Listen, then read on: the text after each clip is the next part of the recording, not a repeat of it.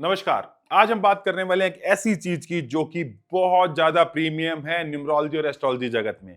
क्या है वो चीज? वो है इवेंट के टाइमिंग्स, यानी कि वो टाइम कब घटित होगा जब वो इवेंट हो जाएगा। और अगर ये आपको निकालना आ गया तो आप अपनी लाइफ को नेक्स्ट लेवल पे लेके जा सकते हो। आप कंसल्टेंट बन सकते हो, किसी की भी हेल्प कर सकते हो, और इतना ही नहीं, पैसे भी कमा सकते हो इस फील्ड से।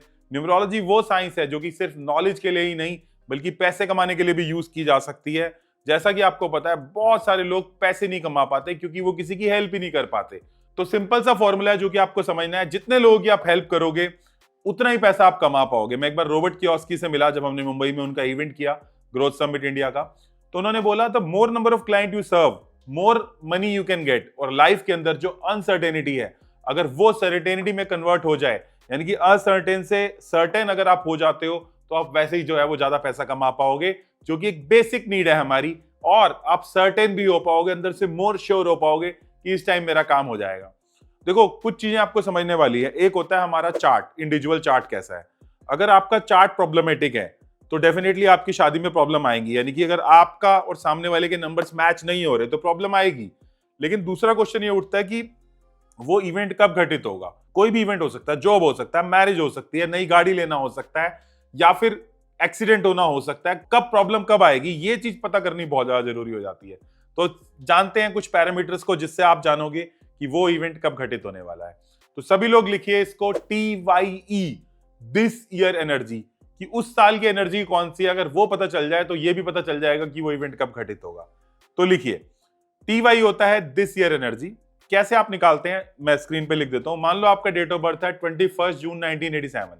मैं दोबारा रिपीट कर रहा हूं, 21 जून 1987। तो आप 1987 को हटा के 2025 डाल दो। मान लो 2025 के अंदर आप निकाल रहे हो, 2025 की एनर्जी निकाल रहे हो, तो आप 21 जून 2025 लिख दीजिए। टोटल क्या आएगा, करिए। 2 + 1 + 6 + 2 + 2 + 2 + 5, ये आता है। इसको अगर आप पूरे को प्लस कर लोगे तो टोटल आएगा 9। तो 9 नंबर किसका है? 9 नंबर मंगल का है। बेसिकली 1 से लेकर 9 नंबर तक मैं बता देता हूं जो लोग नए हैं। 1 नंबर सन का है, यानी कि सूर्य का है। 2 नंबर किसका है?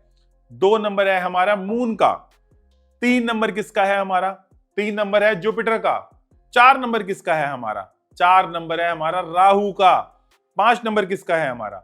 5 नंबर है मरकरी का। 6 नंबर किसका है? 6 नंबर है वीनस का। 7 नंबर किसका है? 7 नंबर है केतु का।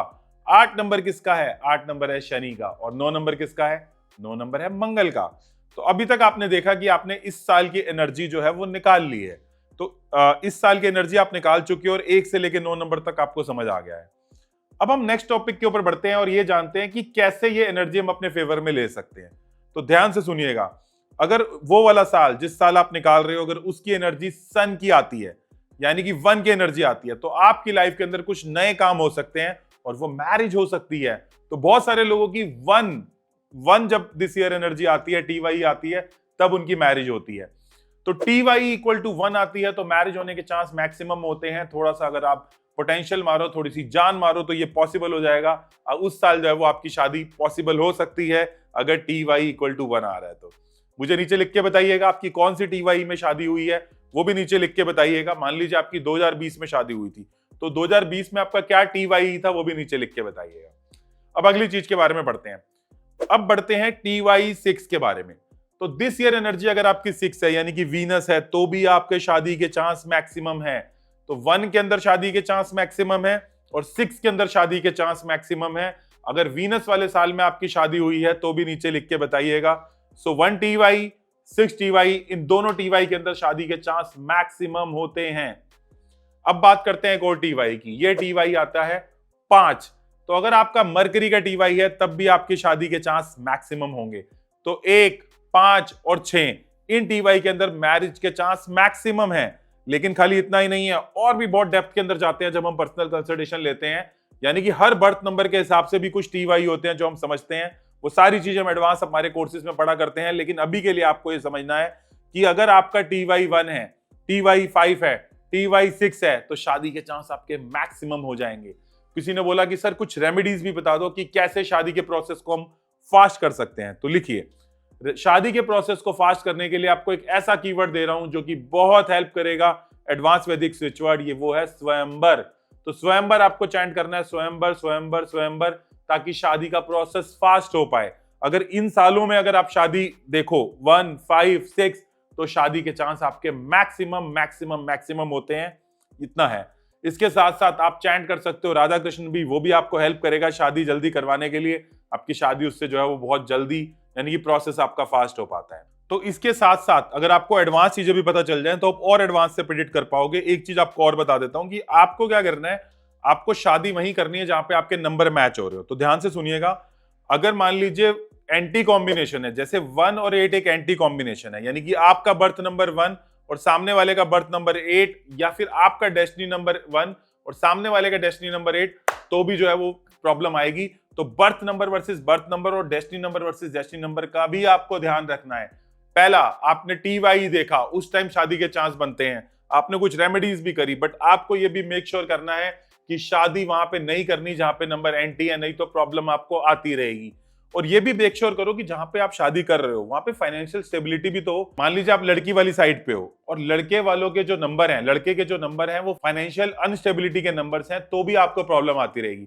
तो लड़के के चार्ट को भी देखो कि उसके अंदर फाइनेंशियल इंस्टेबिलिटी ना हो, उसके हिसाब से शादी करो। जो सेकंड कॉम्बिनेशन है वो 2 और 8 का है। अगर आपका कॉम्बिनेशन 2 है और उसका 8 है, लड़के वालों का या लड़की वालों का, तो 2 और 8 के अंदर भी शादी नहीं होनी चाहिए, ये भी आपको ट्रबल करता रहेगा। इस हिसाब से अगर 4 और 8 का कॉम्बिनेशन है या 8 4 का कॉम्बिनेशन है, यानी कि आपका बर्थ नंबर 4 और सामने वाले का 8, आपका बर्थ नंबर 8 और सामने वाले का बर्थ नंबर 4, तो भी प्रॉब्लम करेगा, डेस्टिनी नंबर में भी प्रॉब्लम करेगा। स्वयंवर चैंट करना है, राधा कृष्ण चैंट करना है, एंटी बर्थ कॉम्बिनेशन में शादी नहीं करनी। और आज मैंने कुछ आपको दिस ईयर एनर्जी बताई है, सब लोग लिख के बताइएगा ये साल की एनर्जी आपकी कौन सी चल रही है, कौन से साल में आपकी शादी हुई थी, वो भी लिख के बताइएगा। इसका बहुत डीप जो है वो फॉर्मूलेज होते हैं, वो सब हम एडवांस कोर्सेज में पढ़ा करते हैं। सो जुड़े रहिए, हमारी मेडिटेशंस में भी आइए, रोज हमारी 7:30 बजे मेडिटेशन होती है, मैं नीचे लिंक दे दूंगा, उसमें भी जुड़िए। जो इस टॉपिक में और डीप जानना चाह रहे हैं और कौन से टॉपिक और आप चाहते हैं हम कवर करें, नीचे जरूर लिख के बताइएगा। आप सभी के भीतर बैठे परमात्मा को प्रणाम।